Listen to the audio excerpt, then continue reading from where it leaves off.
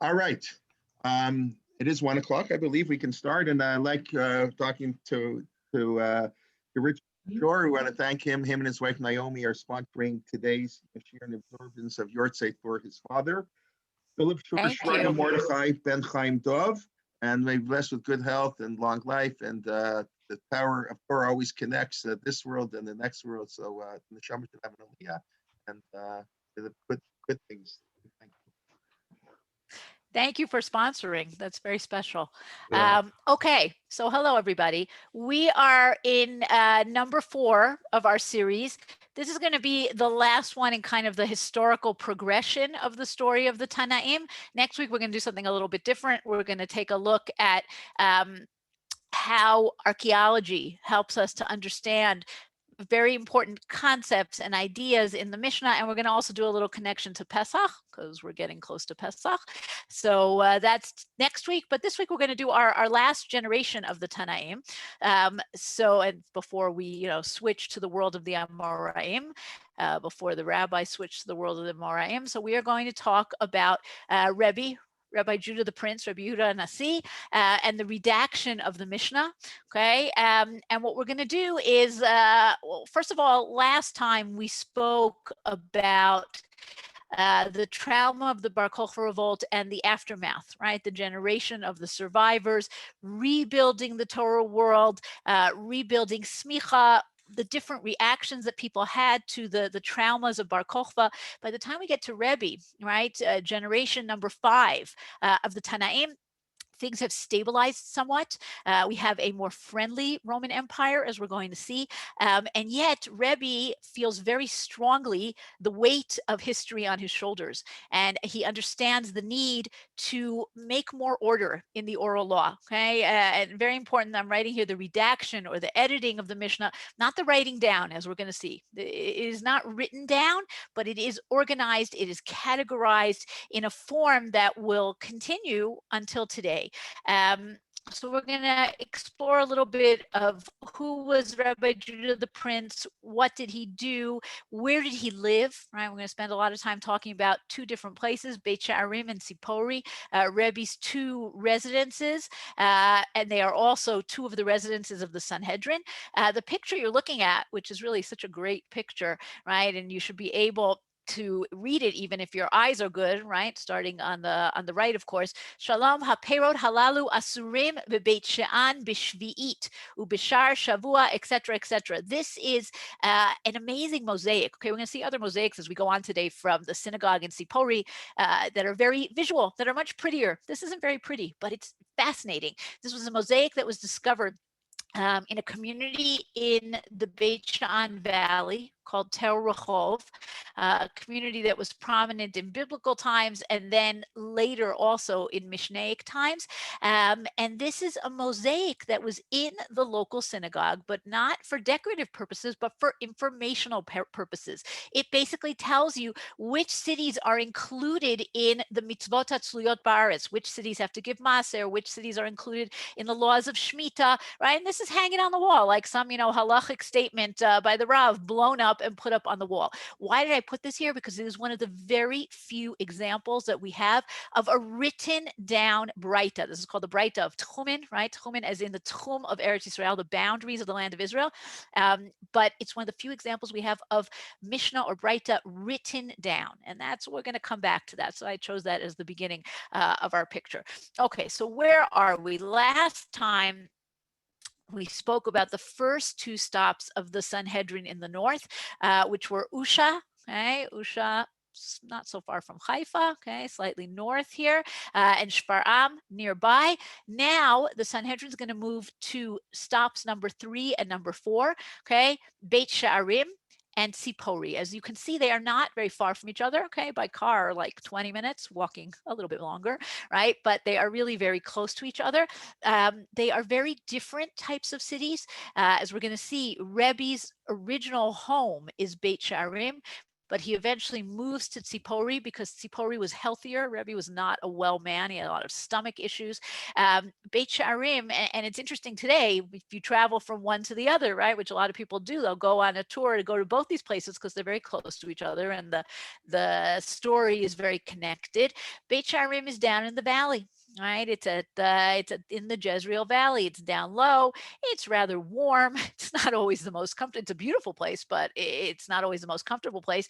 Drive 20 minutes and you're in Tzipori, which, as we're going to see, the Gemara says it's Birosh HaHarim Kimot Tzipor. It's high up in the mountains like a bird, right? And that's why the air is better, because you're high up. So two different climate, topography, also very different kinds of cities. We're going to see Beit She'arim is much smaller, much more homogeneous as far as we see, right? It's mostly Jewish. Again, not that much has been excavated, so we don't know 100%, but it seems like it's much more of a Jewish town. Tzipori is much larger. It is a very cosmopolitan town. We can tell both from the archaeology as well as from references, lots of references in the Gemara to Tzipori. We hear about it all the time, that it's a very mixed town. Besides the Jews, there are pagans, there are Jewish Christians. Later on, there are real actual Christians, right? And it's a much more complicated place. Just to touch on two other places while we have this map in front of us. Okay, the final stop of the Sanhedrin, right? If you remember way back to the very first session, we talked about the famous Gemara in Rosh Hashanah that talks about the movement of the Sanhedrin, right? After it leaves Jerusalem, it goes to Yavne, and then it comes up north, and we have 5 stops in the north: Usha, Shfar'am, Beit She'arim, Tzipori, and finally we have Tiberia, Tiberias. Okay, and the Gemara says Tiberia, Amuka. Well, you don't like to draw. Utiveria amukahi mikulam. Tiberia is the lowest one, or the deepest one, right? Which is true on a simple level. It is the lowest one topographically. It's down in the valley, but it's the deepest as in the idea that the Masorah resides and stays in Tiberia for centuries afterwards. Okay, so we're not really going to, we talked a little about Tiberia last time with Rabbi Meir. We're not really going to touch on it today, but it's important to understand that from Tzipori, the Sanhedrin moves to Tiberia, and that's the time of the Amoraim already, and Tiberia has centuries upon centuries of rabbinic tradition. Okay, the other place I would point out here is Caesarea, okay, on the coast. Caesarea, also big important city. Tiberia isn't a big important city, but much more of again, a homogeneous Jewish city. Caesarea is a very Roman city with a Jewish population. Okay, Beit She'arim and Tzipori, literally in the middle, okay, physically in the middle, but also spiritually a little bit, to a certain extent, in the middle as well. So we're going to start by looking at Beit She'arim. And understanding about Beit She'arim. And we're looking at this handsome gentleman on the horse because he's really the first person who discovers Beit She'arim. And this is somebody named Alexander Zaid. He is a member of the first group of Jewish self-defense in 1800 years, right? Last time we talked about how Bar Kokhba revolt turned the rabbis against Jewish self-defense. And it's not until we get to the early 20th century that we have Jews who come to the land who say we have to defend ourselves. We can't rely on Arab guards. And they create an organization called Hashomer, right? The guardian, the watcher, in a place called Kfar Giladi in the far north. Alexander Zaid is one of the members of the Shomer. And he goes in 1926 to an Arab town called Sheikh Abrech, right, in the Jezreel Valley, to defend the area because there are a lot of Jewish farms nearby. And he's the first one to discover that Sheikh Abrech is actually built on the remains of an ancient town. Later on, we discovered from an inscription in one of the graves that it's Beit She'arim, but he already sees it's something big, it's something important, and he says it should be excavated. Tragically, he is murdered in 1938 in the course of his duties. He's murdered by an Arab terrorist, but his statue is still there on the horse overlooking the archaeological site of Beit She'arim. Now, this is what Beit She'arim looks like in 1936, right? So Alexander Zaid had some pretty sharp eyes to understand that there was something worth seeing. I always love looking at pictures like this where you see what it was before, and anybody who's been to Beit She'arim will see some of the pictures today of how it was excavated. It always boggles the mind what is hiding underneath the ground. But really, there was very little there. And then two archaeologists come along, right? Two of the earliest Jewish archaeologists who build very prominent careers, but this is one of their first excavations, Nachman Avigad and Binyamin Mazar. Both of them very young here. Okay, they're in their 30s. Not in this picture. Nachman Avigad is older, but when they're actually excavating, they both become famous later in life because of excavations that they do in Jerusalem. Actually, Binyamin Mazar excavates by the southern wall, right near the Kotel, the walls around the Temple Mount, and Nachman Avigad is in charge of the excavations in the Jewish quarter of Jerusalem after the Six-Day War. But they start out in this excavation here in Beit Sharim. Now they discover a little bit of the town, but one of the things that's fascinating about Beit Sharim is that we don't have so much of the town. Now we're doing more excavations on the town, but still there's a lot that could be excavated. The main thing that people come to see when they come to see Beit Sharim is not the town, but the burial caves, what's called a necropolis, right? A city of the dead, because that's really what it is. Okay? Rebbe is buried in Beit Sharim, and everybody wants to be buried next to Rebbe. So you have this fascinating city of the dead, which we're going to come to in a minute. But first, let's take a look just a little bit at what's been excavated from the city. And like I said, not so much, but in the last 10 years, there has been an excavation in Beit Sharim. Actually, we'll come back to this. Let's look at this picture first, because this gives us a little bit more of a sense. As you're driving into the site, this is not even in the national park, this is on the outskirts, you can see some of what they've excavated.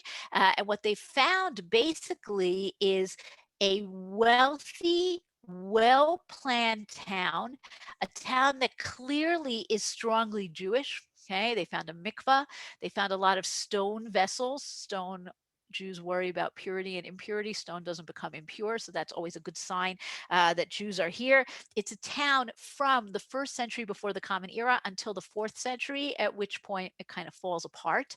Okay, and we know that Rebbe lives in Beit Sharim because we have this Gemara in Sanhedrin that gives us locations of the different rabbis.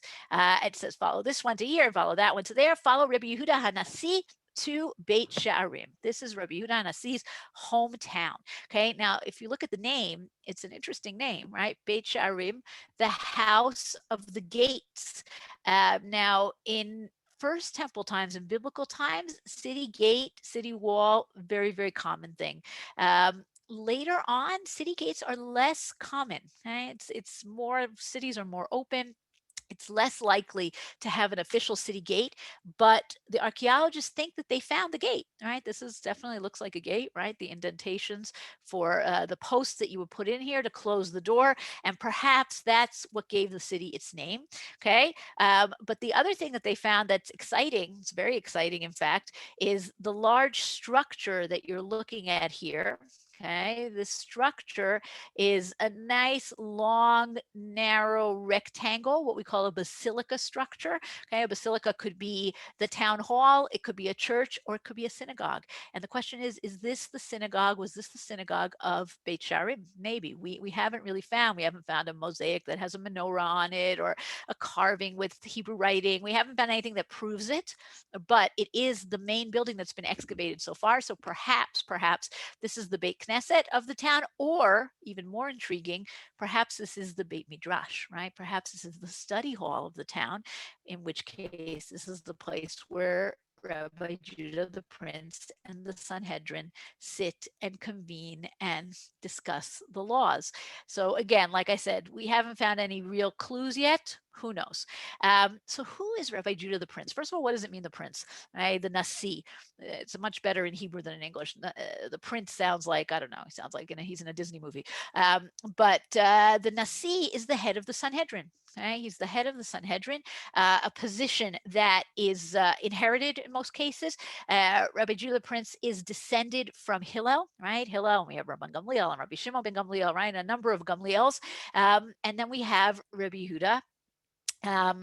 In Rebbe's time, by the way, we start to have mentions of the fact that the household of the Nasi is actually descended from King David, right? So we have this idea that the Nasi is not just a learned man who's the head of the Sanhedrin, but he's a form of royalty, right? And this is a fascinating thing because scholarship takes the place of priesthood, takes the place of royalty, right? But Rebbe is not only, as we're going to see in these statements, very righteous, very learned. He's clearly very learned. He's also very wealthy. Now, he's very wealthy. He's very sophisticated. He has friends who are Roman officials. He's even, according to the Gemara, a very good friend with a Roman emperor. And we'll come back to that in 1 second. But let's take a look at some of these sources. We have so many sources about Rebbe, it's hard to choose. All right, we have this Gemara in Kiddushin. A master said, when Rabbi Akiva died, Rebbe was born. When Rebbe died, Rav Yehuda was born. When Rav Yehuda died, Rabba was born. When Rabba died, Rav Ashi was born. This teaches a righteous man does not depart from the world until another righteous man like himself is created. As it is said, the sun rises and the sun goes down, right? It's a beautiful idea that there's always somebody in the generation who is the great, right? The person who's going to keep the generation going. And that's Rebbe in his generation. Right? Rabba, the son of Rava, or some say Rab Hillel, the son of Ravalas, also said, between Moshe and Rebbe, we do not find one who was supreme both in Torah and in worldly affairs. And we see this in a lot of different places, that Rebbe is not just brilliant in Torah, but he's very involved in the community, in economics, in feeding people, right? In dealing with the power and the responsibility that comes with his position as well as with his wealth. Right? And one more statement from the Gemara in Sanhedrin, right? Rav said, and here we're discussing who is the Messiah, right? If he is of the living, it would be our holy master, i.e. Rebbe. And if he is the dead, it would have been Daniel, the most desirable man. So meaning Rebbe is someone who would be considered even fitting to be the Messiah. Now, we know that he's wealthy, right? We have statements, lots of places in the Gemara. It seems he gets gifted lands from the Romans, right? So he has a lot of kind of what I guess what we would call state land. He's involved in feeding the poor during years of famine, and he's actually very careful not to feed people who he doesn't feel are worthy, right? It's an interesting concept. And we even have a statement towards the end of his life where he lifts up his hands and he says, Master of the universe, you know that everything I did with these 10 fingers, I did only for you and for your people Israel, right? The only reason I have wealth, the only reason I have power is to help the people of Israel.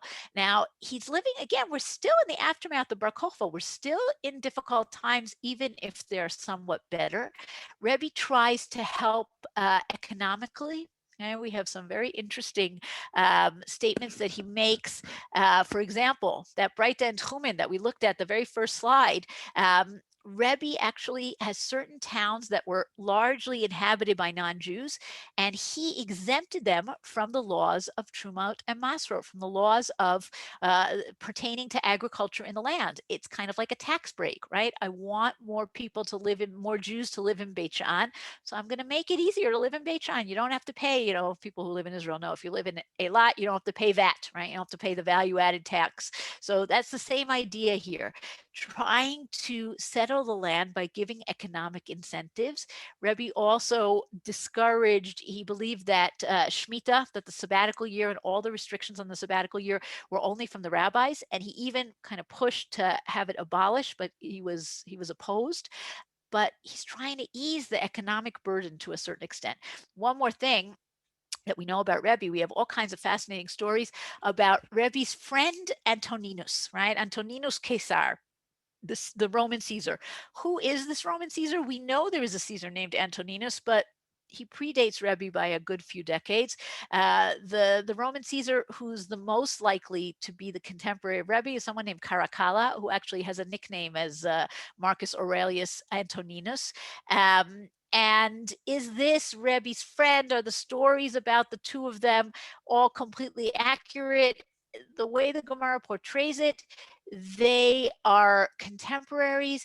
They are partners in a lot of polemic conversations. Maybe the most famous story, right, is that Antoninus comes to Rebbe And he comes to him on Shabbat and he tastes the food and he says, "Oh, this is amazing food. I want to come back during the week and eat the food." And Rebbe is a little nervous and it comes back during the week and the food is not as good.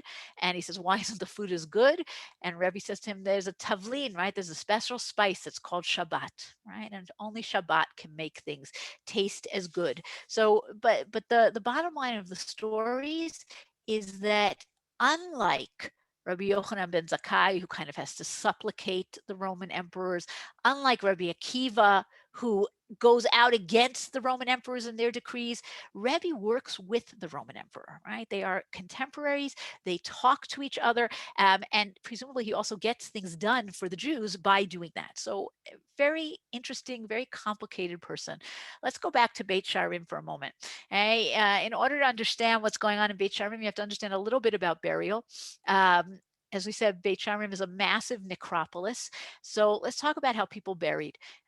First Temple times, Bible times, we know the bodies were laid out until they decomposed, and then the bones are placed in what's called a ma'asefah, right? One place that keeps the family bones together. And we've seen this in burial caves, First Temple burial caves. By Second Temple times, there's a different way of doing it. You do the same two-step process, okay? You lay out the body decomposes, but then instead of putting all the bones together, right, a whole family together in one place, everybody's bones are kept separate, right? And that's a fascinating idea. There are those who explain it for external reasons, right? They say, well, this is the, at this point, the non-Jews are doing cremation and putting ashes into individual urns. Jews don't do that, so let's put our bones into individual boxes, right? Others say, no, this is a part of the trend that we have in Second Temple times in general, a growth in individualism, individual prayer, individual study, individual all sorts of things. I also want my bones to be my bones and your bones to be your bones, and everybody's bones are separated. Okay? And we have a lot we have not a lot, but we have some statements about the halachot of these bone boxes, which are called in Aramaic gluskimaot or deluskimaot, and in English are called ossuaries. Right? This is a great example of one. I think I showed this in a different lecture that we did about Bayit Sheni. The ossuaries from Second Temple times are very, very simple. They have, if anything, like geometric decorations. This guy, the only thing he wanted decorating his ossuary is his name and his title. And it's the same over here and over here. He is Simon Boneh Hechala, the builder of the temple. Okay? He's one of the builders of the temple. This is what he was famous. He wants to be remembered for. Okay. So here are some halachot we have from Masechet Smachot, right? Lashon Sagi Nahor. We don't want to say it's a Masechet Evel, right? A tractate of mourning. It's a tractate of happiness because it's all about death. Rabbi Elazar ben Rabbi Tzadok said, "My father said to me when he died, my son, bury me in the valley and eventually collect my bones and put them in a dluskima, in an ossuary. Do not collect them with your hands." And that is what I did. So here we're really getting the process of what exactly is done. Okay. Another halacha, which is fascinating halacha, one does not bury one person beside another and not a body near bones or bones near a body. Rabbi Yehuda said, anyone who can sleep next to him in life is buried next to him in death. Okay, so you could be buried in the same box. And we actually have a sarcophagus in Beit Sharim that is a mother and a daughter, if I remember correctly, right? You could be buried in the same box as your child, as your spouse, as your parent, not as your neighbor's wife, right? That would be inappropriate. Now, this idea of ossuaries lasts through Second Temple times and for a century or so afterwards. But by the time we get to the post-Bar Kokhba revolt period, we have a different way of burial. And this is an exception. This is Herod's from Second Temple times, but most people were still burying in ossuaries. Herod, as a king, did something different, but this is what everybody does by the time we get to the period of Beit Sharim, and that's a sarcophagus, right? We abandon this idea of two stages. You take the whole body, you put it in obviously a much larger box because it's for the whole body as opposed to just the length of the longest bone, and you put this whole thing into a cave, right? Into a structure like what Herod had. And that's what we're going to see largely, not only, but largely in Beit Sharim, are these sarcophagi inside caves. Hey, not Rebbe, by the way. He's going to be different, but we'll see that in a minute. Just to realize that all of these methods of burial, whether it's a burial cave and all the bones are put together, or it's an ossuary, or it's a sarcophagus, this is all for the richest, right? This is for the 1%. Only the elite can do this. Most people are buried in what we would call today Potter's Field. Okay? Otherwise, the land of Israel would be covered in graves, right? There just would not be room for anybody to go. Right? Kohanim could never step anywhere. It's very clear from the numbers of ossuaries and burial caves that we have found that most people are not buried like this. Now, when you go to Beit Sharim, you see, like I said, most of the place is the necropolis, and you see these caves, right? And we're going to explore a few of them. And some of them look just like what the Mishnah tells us a burial cave should look like, right? It's amazing. So we have the Mishnah here in Baba Batra, right?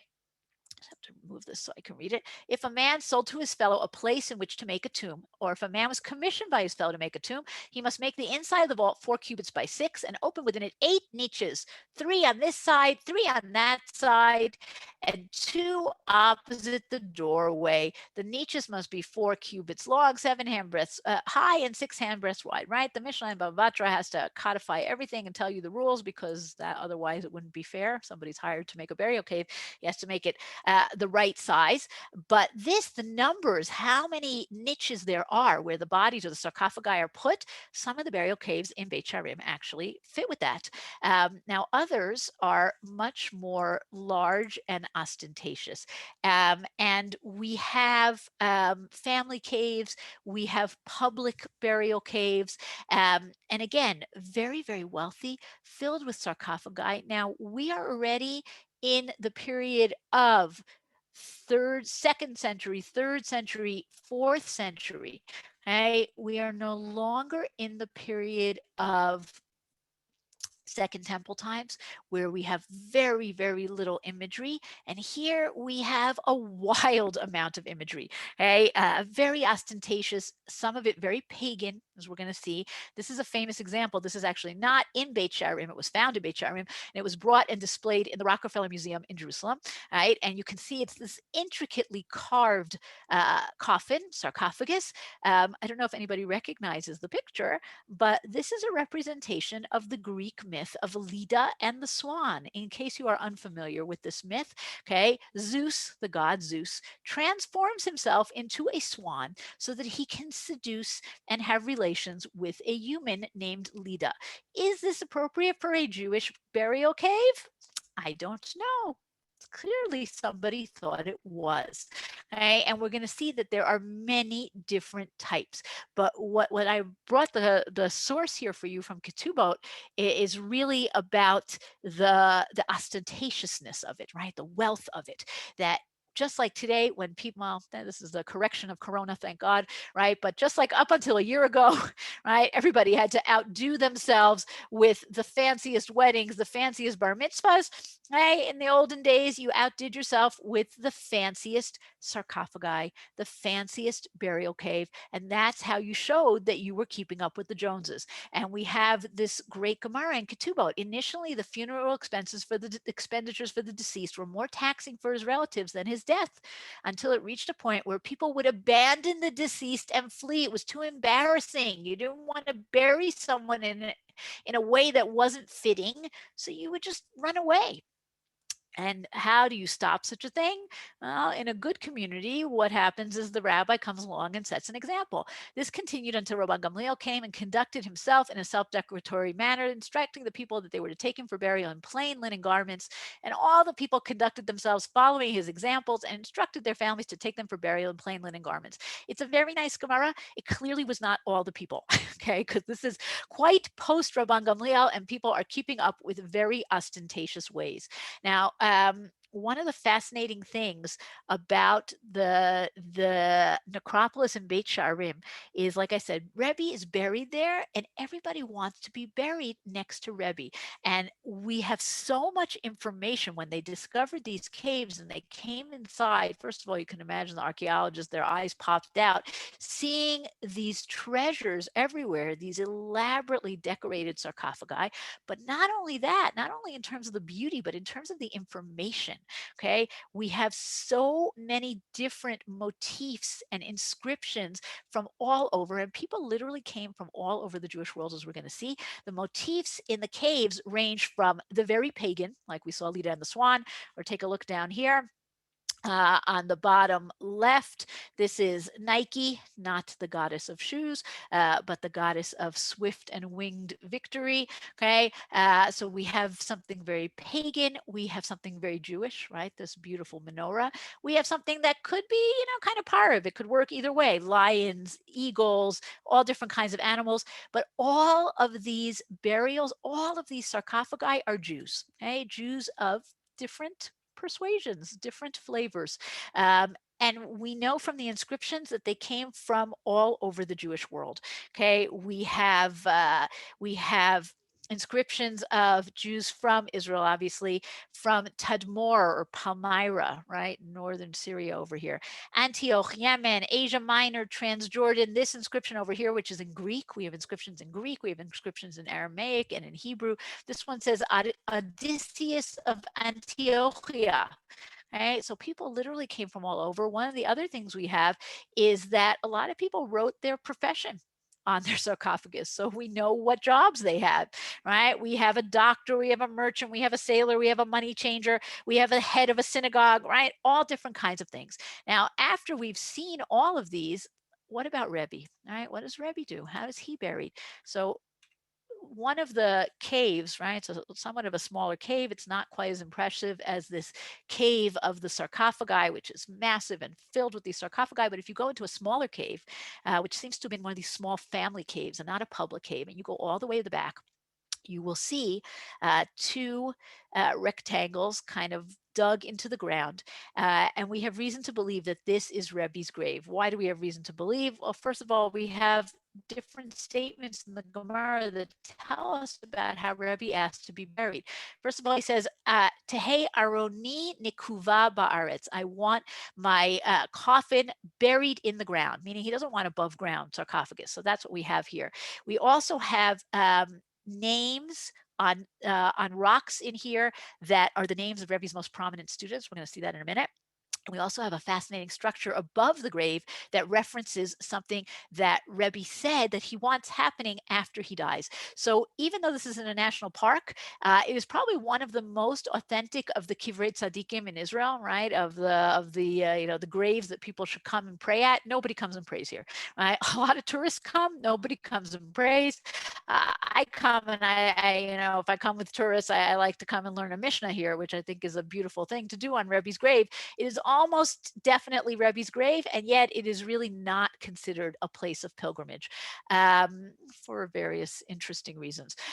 So we have a long Gemara in Ketubot that discusses the last moments of Rebbe, and a few of the details are going to be very important for us. So if you have this in front of you in the source sheets, or you can print it out later and read it, our rabbis taught when Rebbe was about to depart from this life, he said, "I require the presence of my sons," and then his sons come and he says, I want you to respect your mother, right? And he gives them some directions. And then go to the second paragraph. I require the presence of the sages of Israel, right? The Sanhedrin. So sages of Israel entered into his presence. Do not lament for me in the smaller towns. Reassemble the college after 30 days. Okay, remember that.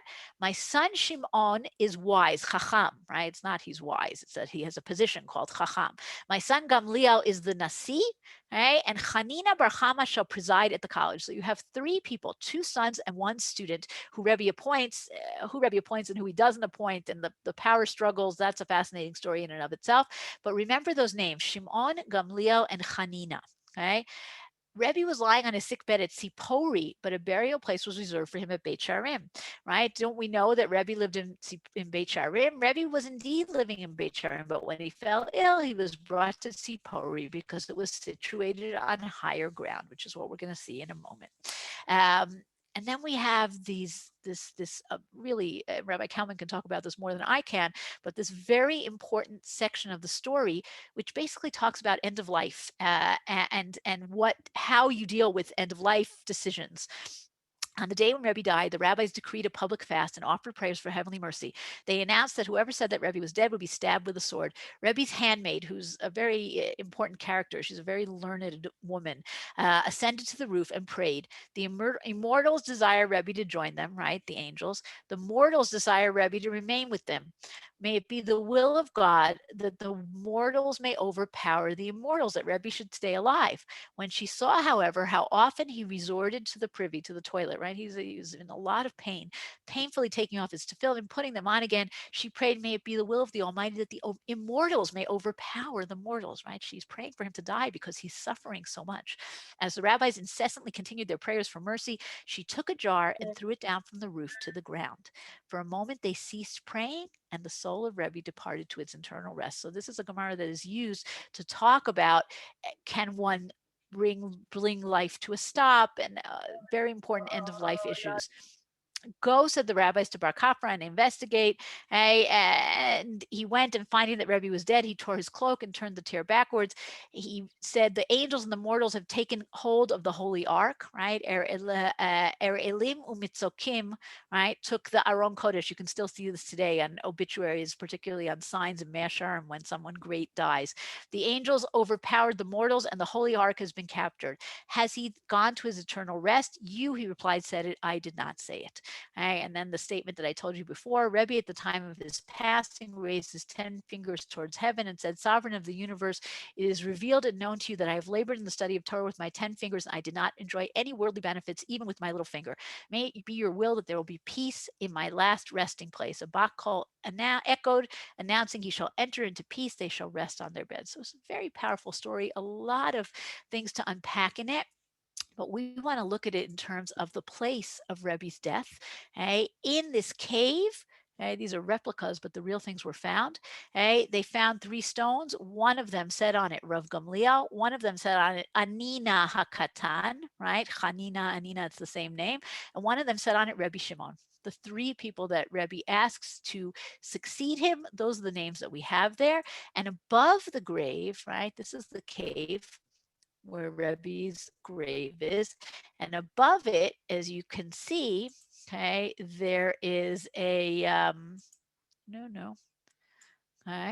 there is a place with seats. Take a look up here. You can actually go up there and sit up there above the grave, right? And we believe that this is what we're talking about. There's another Gemara that talks about they established a yeshiva at his grave to study Torah there, right? To come, there's a custom to come and study Torah above the grave. So it seems from all indications that this really is Rebbe's real grave. Now we've come to the end of Rebbe's life, but we still have much more to say about him. So let's go back to the story of the Mishnah.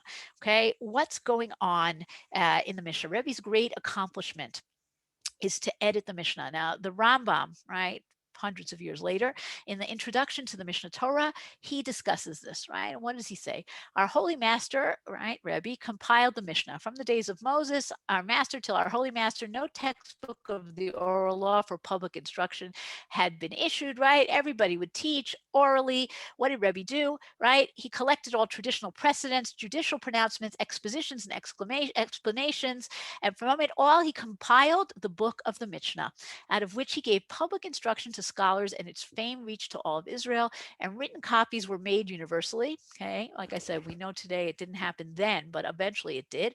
The Rambam explains, but why did our holy master thus and did not leave the matter as it was before, right? What was it before? Everybody taught, and the master taught the student taught the next student, right? And it was all however you learned the traditions from your teacher. But Rebbe observed that the number of students continued to decrease. The volume of oppression continued to increase with renewed strength. The Roman Empire continued to spread out its boundaries in the world and conquer, whereas Israel continued to drift aimlessly and follow extremes. He therefore compiled one book, a handy volume for all, so they may study it even in haste and not forget it. And his whole lifetime, he sat together with the members of his tribunal and gave public instruction in the Mishnah.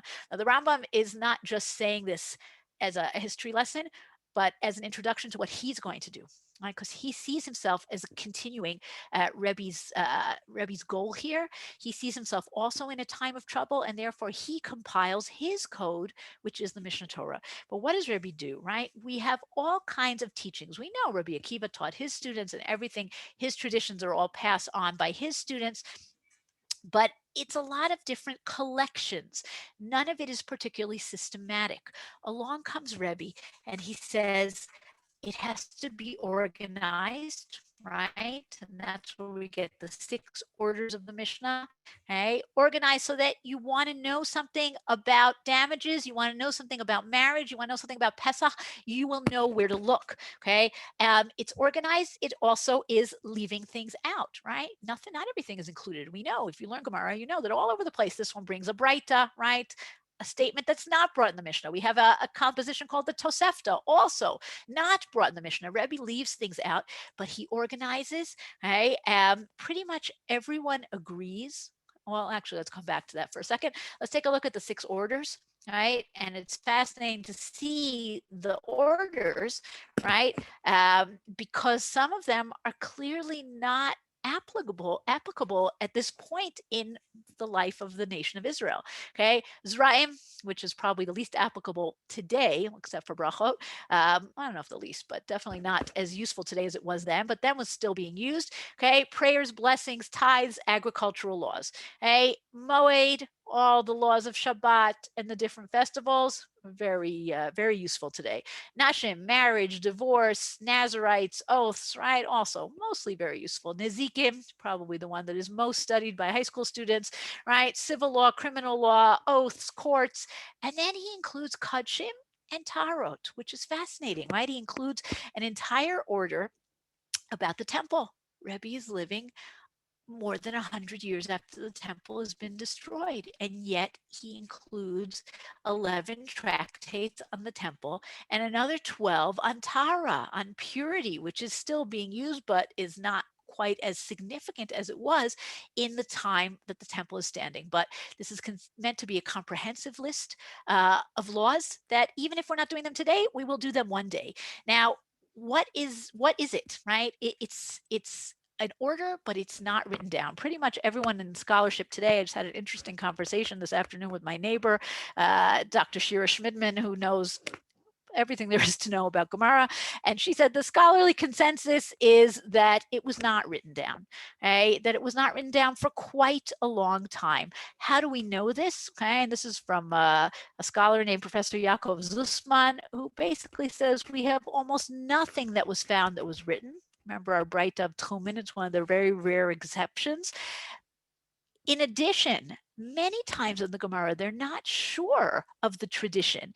They never say, let's go look in the book. They say, let's go ask this one. Let's go ask that one. This one was a student of that one. He'll know.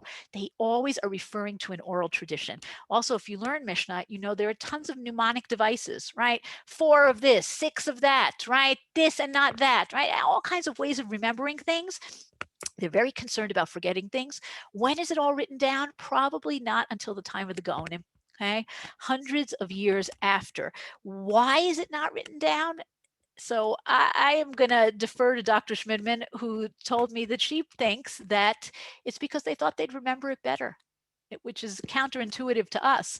But by saying it over and aloud, that helps to remember it. So when we talk about Rebbe editing the Mishnah, he's not writing it down, but he is creating this classification that makes it easier to remember and easier to teach and to pass on.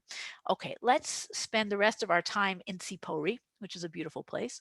Okay, Rebbe moves to Sipori because of his health.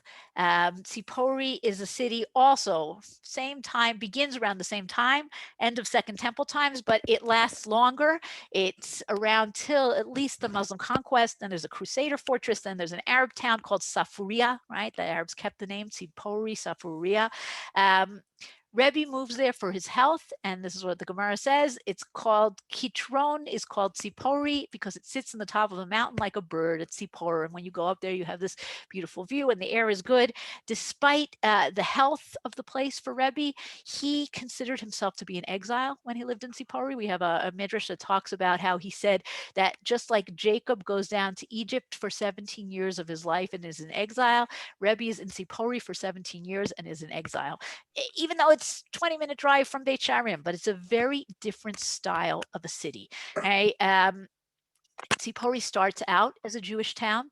The oldest part of the town, when you come and you see the excavations, the oldest and the least elaborate part of the town is Jewish. And we know that because we see the mikvaot that are there. Okay? As time passes, the city grows and becomes first pagan, and then, like we said, Jewish, Christian, but all different types of people. And we have a lot of different signs of this pagan presence. One of them is something that so far has not been found in Beit Sharim, and that's a theater. Right, you can see the theater. The top rows here are the original. The bottom are reconstructed. Theater is very much a Greek and a Roman invention. Did Jews go to the theater? Probably. Right? The rabbis definitely know about the theater. They use terms that are connected to the theater. And they talk about tickets. They talk about places. They're familiar with it. Was the theater a particularly friendly place for Jews? Not really. Okay? Comedies tend to make fun of Jews. Jews are funny. They worship an invisible God. They don't work one day a week. Right? Did you go anyway? Yeah, because that's what people did, right? Now, so far in Tzipori, we have not found an amphitheater, right? We have not found a place of gladiator fights. Doesn't mean that it didn't exist, but it has not been found yet.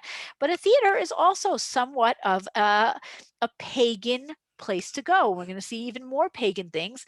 Fascinating, just discovered about half a year ago. It's so beautiful. Take a look at it. This is this face was on a fountain, okay? And the water came out of the mouth. And this is something that is very clearly discussed in the Gemara in Avodah Zarah, idolatry, right? The Gemara talks about partsufot. A partsuf is a face, okay? Partsufot that spray water in the cities. One may not place his mouth on the mouths of the figures and drink because he appears to be kissing the object of idol worship. And this was discovered perfect whole in Tzipori, right? Beautiful. And clearly a sign of Roman influence, pagan influence, and you can understand why Rebbe would feel uncomfortable with such a thing. This is the downtown of Tzipori, right? The marketplace. The Gemara, like I said, there's a lot of mentions of Tzipori kind of just by the way, right? The rabbis are walking on the street, they're in the market, right? And we hear a lot about the shuk of Tzipori. There's actually two, the shuk elyon and the shuk tachton, the upper market and the lower market. So far, we've only found one, but it's a pretty impressive one. Right? We found the main streets, the Cardo and the Decumanus. If you look carefully, actually, there's a neat thing here.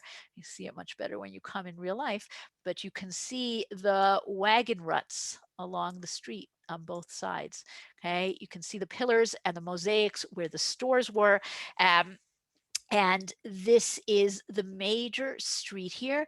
And we found all kinds of things here. There were all sorts of people here, meaning there are mosaics. There are mosaics that are plain geometric figures, but there are also mosaics with a very pagan imagery, right? At the end of the Cardo is this house called the House of the Nile, where there's this beautiful, elaborate mosaic that shows the ceremony of measuring the Nile. This was something that was done in Egypt every year because the Nile was worshipped, and you wanted to see how tall the Nile was. And this guy, this little figure, is standing on top of something called a Nilometer, right? And there are all kinds of pagan figures there, but also scratched into the pavement, you can see a little menorah, right? A 7-branch menorah. So you really had all sorts of people.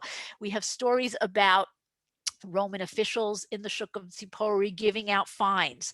Okay, we have stories about a non-kosher butcher, a Jewish butcher who tried to pass off non-kosher meat as kosher in Tzipori. And we have this great story about Rabbi Eliezer ben Hyrcanus, okay, who was accused of heresy. Right? Heresy meaning Christianity, the beginnings of Christianity. Of course, Rabbi Eliezer ben Hyrcanus is not sympathetic to the Jewish Christians, definitely does not believe in what they believe in, but he's accused of heresy and he's very distressed. How could I be accused of such a thing? And Rabbi Akiva says to him, maybe you heard something from a heretic, and that's why this happened. And Rabbi Eliezer ben Hyrcanus remembered he was walking on the main street of Tzipori, and Jacob of Kfar Sachnaya, he's like the classic Jewish Christian in the sources, came and told him some Torah, and it pleased him. Okay, so you really have all different sorts of people. But by the way, the statement that we have where you have 2 or 3 people sitting together, they have to have words of Torah between them, that's said in the marketplace of Tzipori. Okay, so you do have different sorts of people here. One of the most striking buildings in the town is a villa where the major room that was discovered is the dining room, the triclinium. We'll talk a little more about that next week when we talk about Pesach and what did Pesach look like in the time of the Mishnah.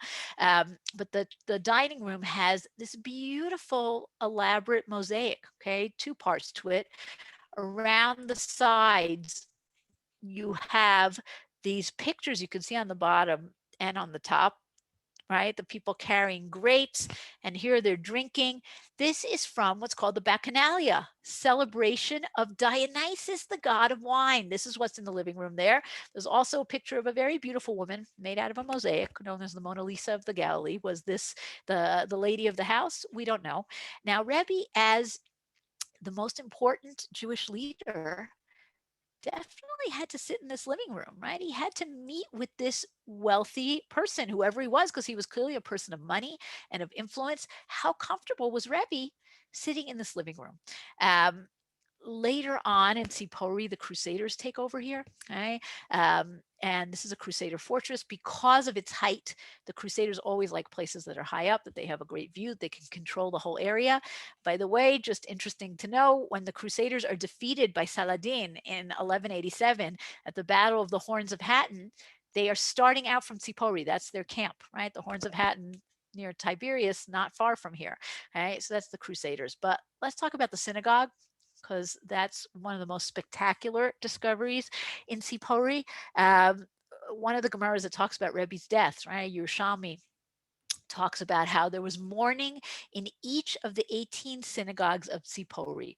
So far, we've only found one synagogue in Tzipori, and it's not from the time of Rebbe. It's quite a bit later. This is from the 5th century, but it's pretty impressive. It's pretty nice.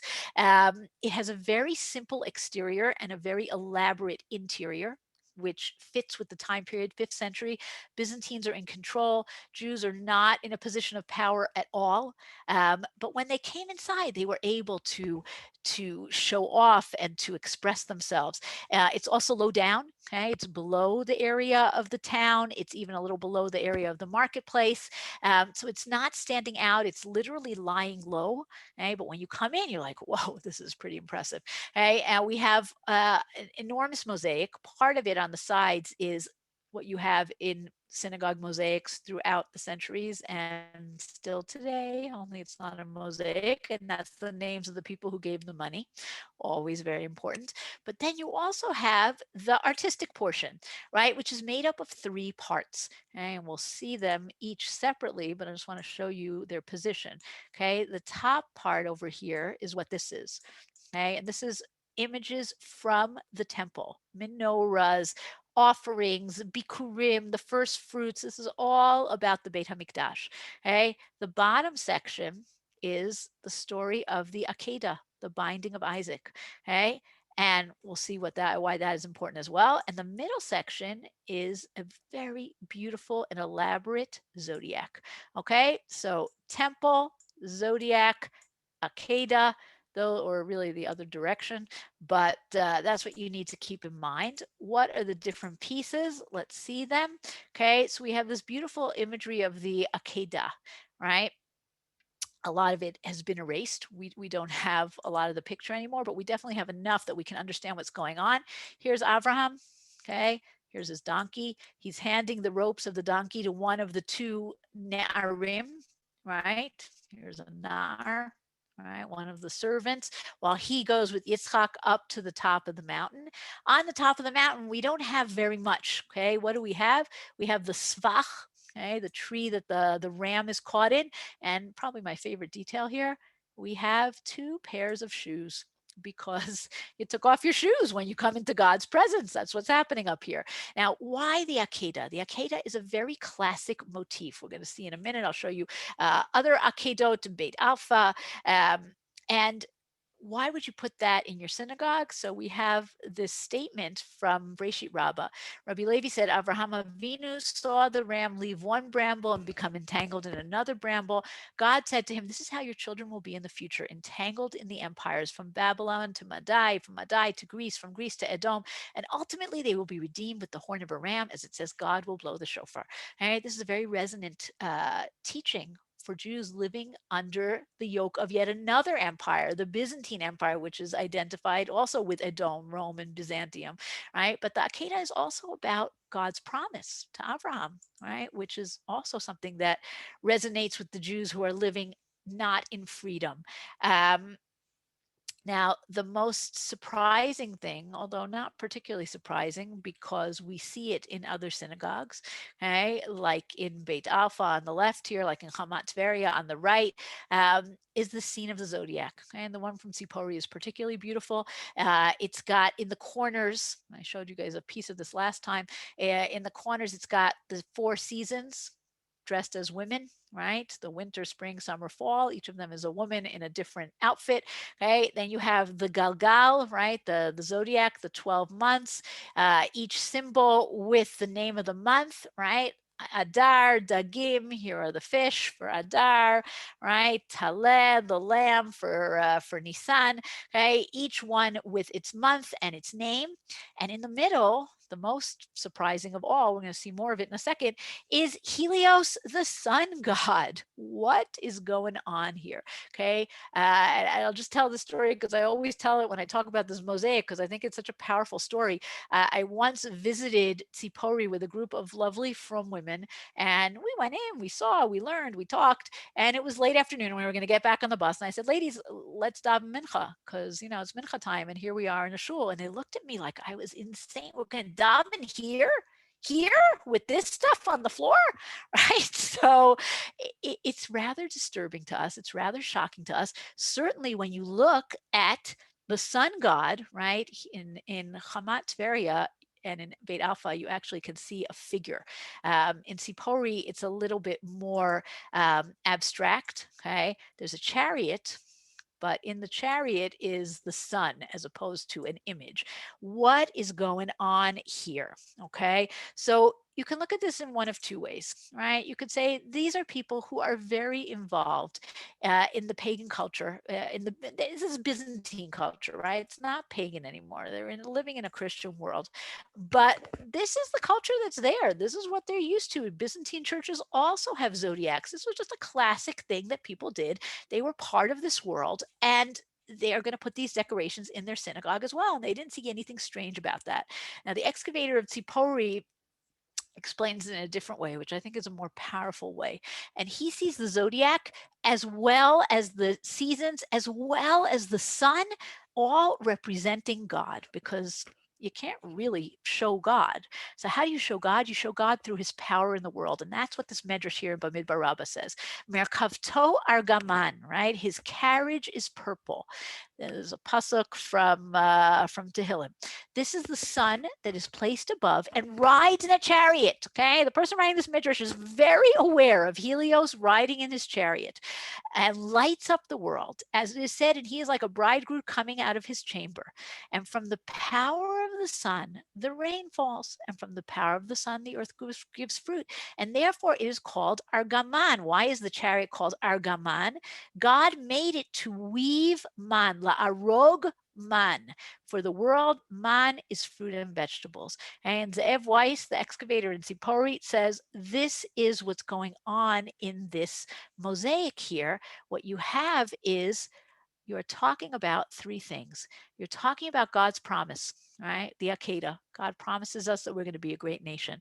We're talking about the fulfillment of God's promise. The temple is going to be rebuilt. We're going to come back. Remember, this is Byzantine times. Jews are forbidden to enter Jerusalem, but the temple is going to be rebuilt one day.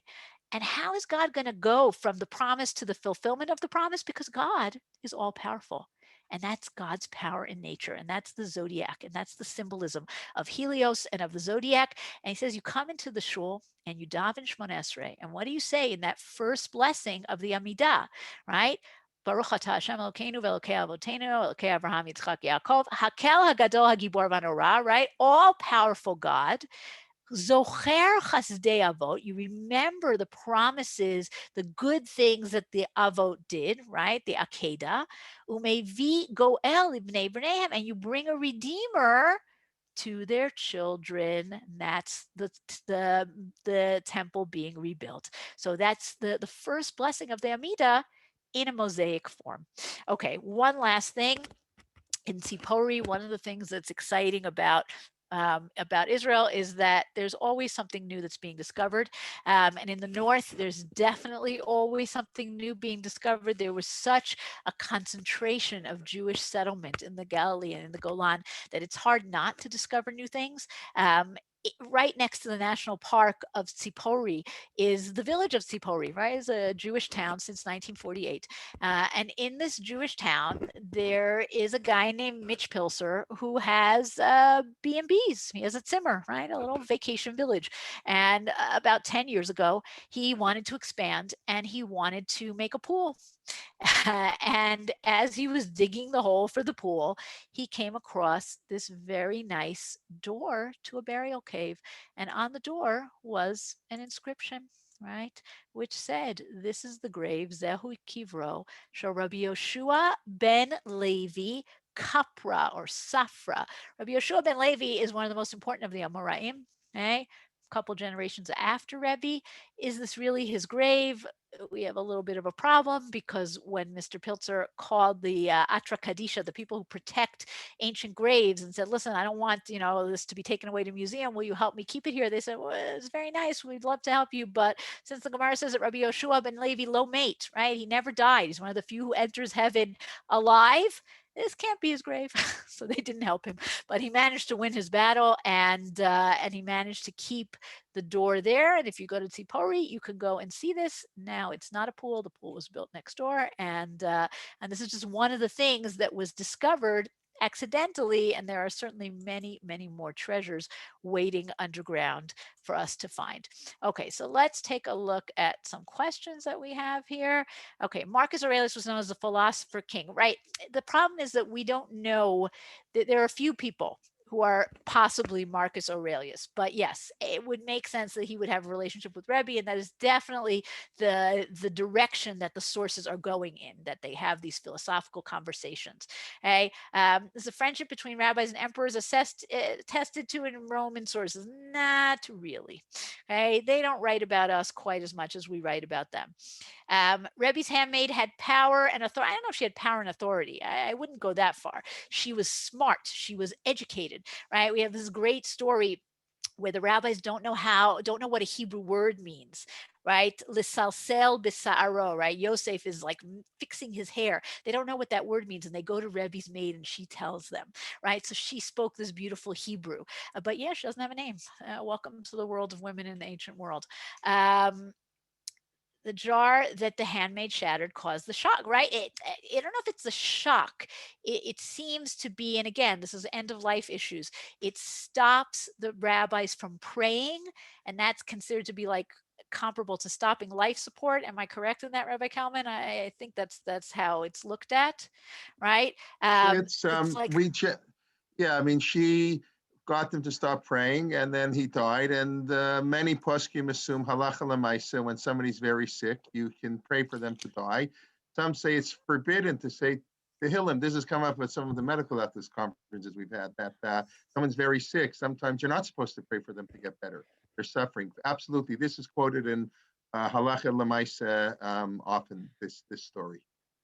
But it's not that he was shocked and he died, but that they stopped praying, meaning the Right. life She support was cut she off. threw the thing on the floor, and the rabbis were startled. They heard this big noise, so they all looked up, and then that moment, literally whatever. And in that moment, they stopped happening, and that's it. He died, and then the poskim say she was right, and the students of Rebbe Yehuda Nasi were not. All right. What were the relative contributions of Akiva, Meir, and Judah in collecting, organizing, and editing the Mishnah? So we have, and we talked about this last time or 2 times ago, we have this very famous statement that says, Stam Mishnah is Rabbi Meir and Stam Bright. Everyone has, if it's not attributed, then it's attributed to one of these greats. But all of them, Kulu Aliba de Rabbi Akiva, and they all come from the school of Rabbi Akiva. So Rabbi Akiva is definitely teaching, and Rabbi Akiva is one of the earlier ones of these categorizers, right? We have this great Gemara that says that Rabbi Akiva was like a person who comes home with all this stuff from the marketplace, and then he puts it each into its proper place, right? The fruit goes here and the vegetables go here. He brings home all this learning and he puts it each in its proper place. So it's not that Rebbe does everything. He is building on existing collections of halachot, but he creates the definitive collection. And again, this is a whole discipline which people know much more about than I do. Rebbe's death is the basis of Jewish medical ethics, right? That's what we were talking about. An oral culture, 100%, right? And ask anybody, we don't, in our world, we really don't know people like this. But if you talk to, let's say, Yemenites, old Yemenite grandparents, right, who had to study from one Torah scroll, 10 children, right? Of course, they learn things by heart. How much longer do they keep the laws of Torah? That's a fascinating question. Clearly, there were Kohanim who kept eating Truma B'Tahara for generations. How much did everybody keep it? It's definitely discussed a huge amount in the Mishnah and the Gemara. Does that mean everybody was doing it?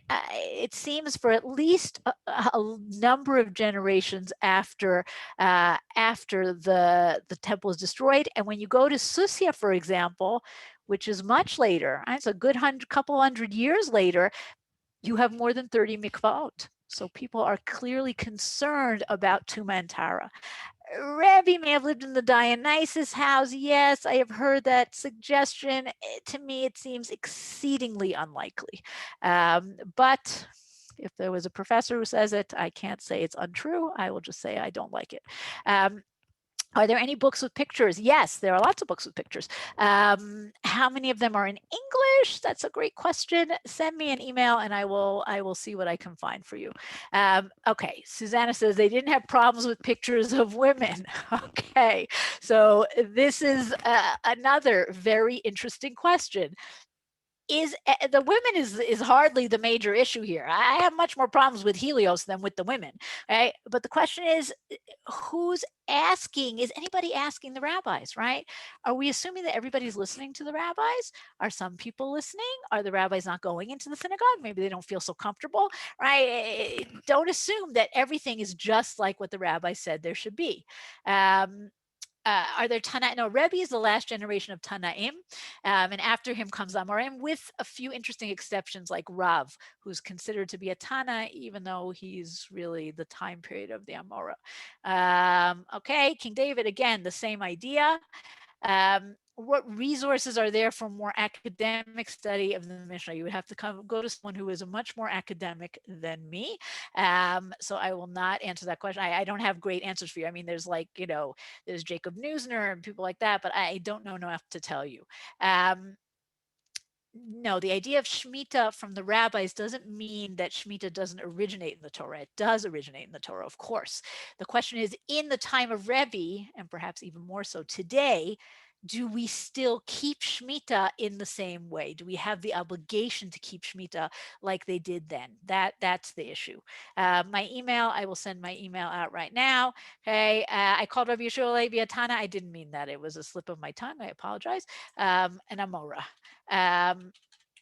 This is my email. I don't know if anybody else has questions, but tune in next week for our very last session before Pesach. Thank you very much. I'll just point out one thing. I got it right here on my shelf. This is one introduction to Mishnah. I don't know if it's in English. Mishnah. It's a more academic study. Epstein wrote a big book on the Mishnah. Avi Walfish, who lives near you, Shulie, I don't know, he's basically the literary style of the Mishnah, but he does fascinating work on the Mishnah. There is academic work. I forget the name of these two people in Israel who, Safrai, I think, who put out a number of volumes. Yes, on the the Safrai is very important in terms of understanding archaeology and the reality of Eretz Israel in the Mishnah. Right. That's true, Yeah. also very important. Yeah. So there's a lot, and then there's all our traditional Kahati, of course. I wouldn't exactly call that academic, but that's the modern Hebrew translation. That's, of course, all in English. I have it as an app on my phone in Hebrew and English, the Kahati Mishnah. But anyways, lots there. Thank you very much. Usually we look forward next week. We transition to Pesach, right? How they celebrated Pesach in the ancient time. Let's see the Elim they used and what absorbs chametz, what doesn't absorb. I don't know exactly what to say. We look forward. This evening, of course, our rotating Parsha Shir, Shira Kohler from 9 to 9 will be giving the Shir this evening at 8:30. So everybody's welcome. We live in Israel. It'll be 3:30 next week. Shulie, don't forget. We changed the clock here, so it's going to be an hour earlier in Israel. It's going to be 1 p.m. Oh, okay, that is very good to know. I thought I wrote to everybody. I may have forgotten to write to you. I apologize if I did that. If it's an issue, let me know. But hopefully it's 1 p.m. So I said until I make Aliyah, we follow the Eastern time. And then all right, that is good to know. Yeah. So next week it'll be 7 p.m. in Israel. I imagine. Okay, thank you. It would have been very silly to show up an hour later. Okay, thank you, everybody. Yeah. Have a Shabbat Shalom. Shabbat Shalom. Have a great day. Those around, we'll see you later tonight.